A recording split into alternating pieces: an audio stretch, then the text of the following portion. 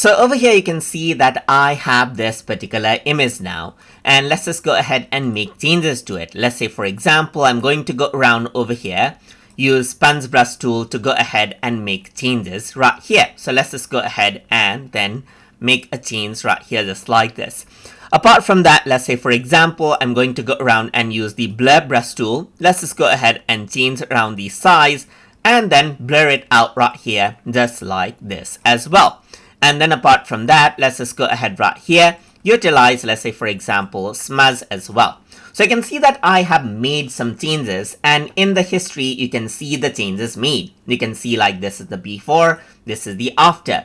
So right now here you can see that there's the thumbnails. So by default you don't see the thumbnails, you might just see let's say for example, if I were to go around disable the advanced, you just see like, let's say for example, different states. But what I can do is go to advanced mode to actually see little thumbnails of the changes right here.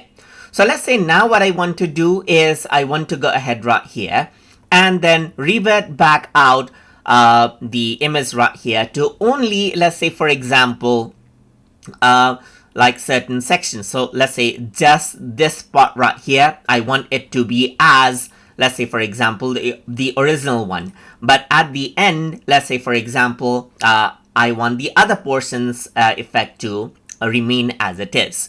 So to go ahead and do that, I can simply click on the brush right here. So I want this state of the image, I just want to go ahead and brush it out around over here. So I'm just going to click on the brush, and once I do that, what happens is that you can see that now I can go ahead onto the history, that is the clone brush tool area, and choose the undo brush tool right here. So now this brush is selected, so this state is selected. So once that is done, you can actually peek into the history, as you can see, and as you draw you can get back that particular effect, as you can see. So you can just go around and draw the part that you want to get back right here, and then you can see that you get it back right here just like this. You can go ahead and draw out, and then you can see that you get back that portion wherever you draw. So you can go around onto the other part right here just like this, as you want, and draw out. So let's just press, let's say for example, go around over here,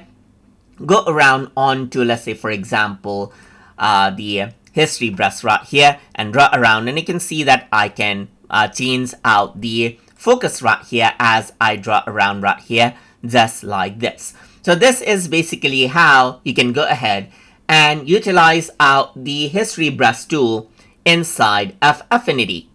So hope you guys learned something as always. And as always, please like, comment, share, and subscribe.